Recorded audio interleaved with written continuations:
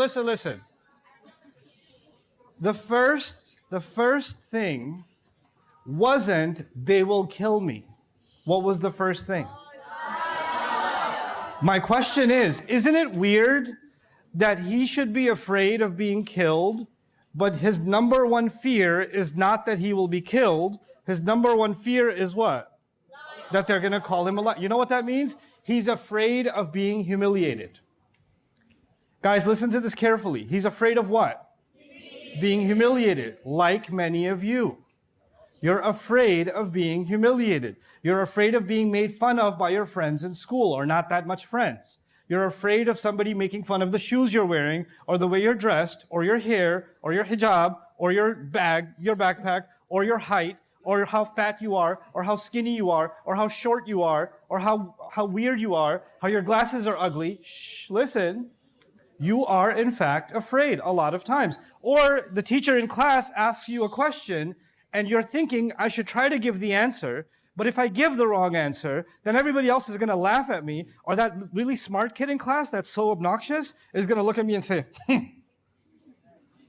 And you're afraid of that humiliation, so you don't say anything. Right? So being afraid of the comments of other people, being afraid of being bullied, being afraid of being called names is so huge, it actually makes humans different from animals. A cockroach doesn't care if you use bad words for the cockroach. Say, you're such a liar, you're so filthy, you're disgusting. You cockroach. Like it won't be insulted. You know? You could yell at a bird, you can have a mean conversation with a snake, you're such a snake. Like you could do that.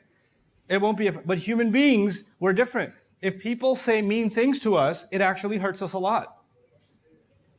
People can be perfectly healthy, adults can be perfectly healthy, and they go to work, and somebody disrespects them at work, and they lose their appetite, they feel sick, they don't want to go back to work, they completely collapse. Why? Because of the words of other people.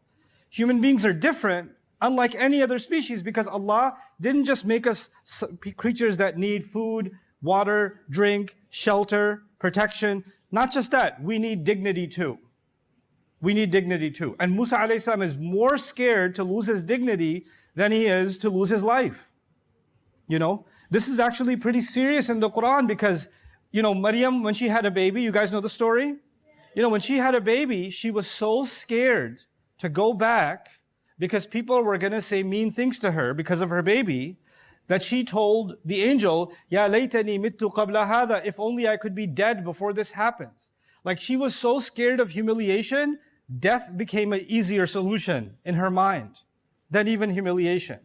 The reason I'm telling you this is Allah has told us in this religion that respect, giving respect, is actually one of the most important rights that a person has over you, and is one of the most important rights you have for yourself.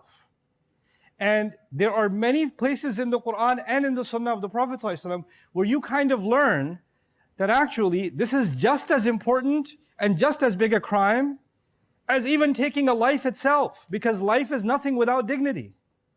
Life is nothing without dignity. In a famous hadith of the Prophet ﷺ, I'll summarize it for you.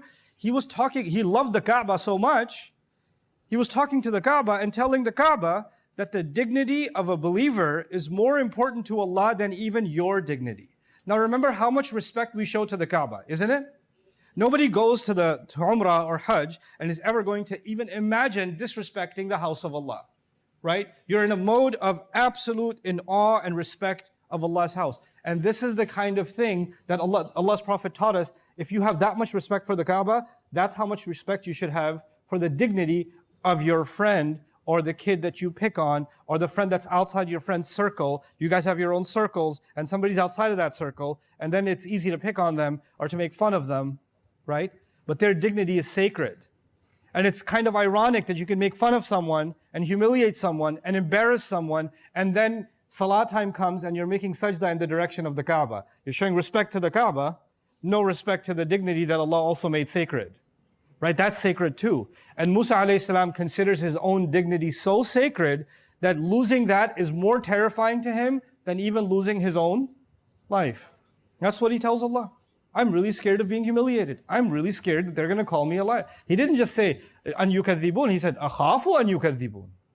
Innahum yukadhibunani. No. Inni akhafu an yukadhibun. I'm scared that they're going to call me a liar. He was terrified of this.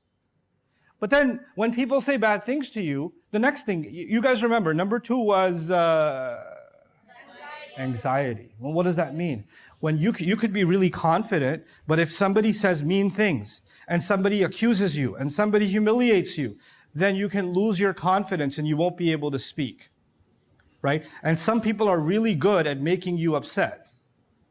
And there are people that are very manipulative in conversation. So if I wanted to have a conversation with my older brother or older sister or something, or younger sister, and say, hey, did you take my pen from here? What did you say? Say it again. And when you start getting like that, when you get upset like that, the other person gets what? They get nervous, they get anxious. They forget what they were going to say. What happens when you get anxiety? You can't remember what you had to say. If some of you are very confident, mashallah, others of you get very anxious. And if I asked you to come and give a speech right now, and I told you a subject, you'd be like, something about Islam. And you know why you get so nervous? The first thing you have is a fear that you'll say something that everybody will laugh at. This is your fear. And that fear is making you anxious. And that anxiety is making you unable to what? Speak. I can't do it. So these things are related to each other, right? They're related to each other. And now you're learning, where does confidence come from? Confidence comes from you stop being afraid of the opinions of people. That's where it comes from.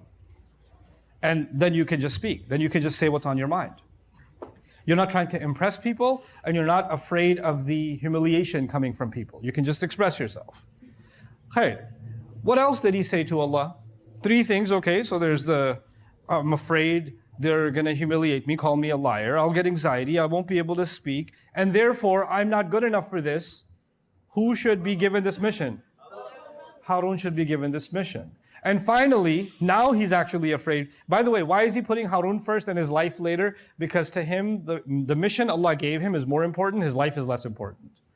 So before I'm afraid that I'll be killed, I'm more afraid that I don't provide a solution for this instruction that Allah gave. So he says, please give this mission to Harun. Now Allah is going to listen to all 5 of those things. And Allah is going to respond to him. And the way Allah responds is pretty amazing. Allah says 2 words. In the Arabic, it's 2 words, but they have a whole world in them. He said, Kalla fadhaba. Kalla means not at all. I'll say that again. Kalla means what? Not at all. And then he said, both of you go. Not at all, both of you go. Let's understand that. His fear number 1 was, they will call me a liar. Allah says, not at all, don't worry about it. I'll get anxiety. Allah says, not at all, don't worry about it. I won't be able to speak. Allah says, not at all, don't worry about it. Send my brother, please. Allah says, both of you go. They're going to kill me. Not at all. Don't worry about it. Kalla, fadhaba. 2 words, it's all done. And then he says, and you can both go, and I'll also send some miracles with you. Some special stuff with you. You know some of the special stuff that was sent? Like what?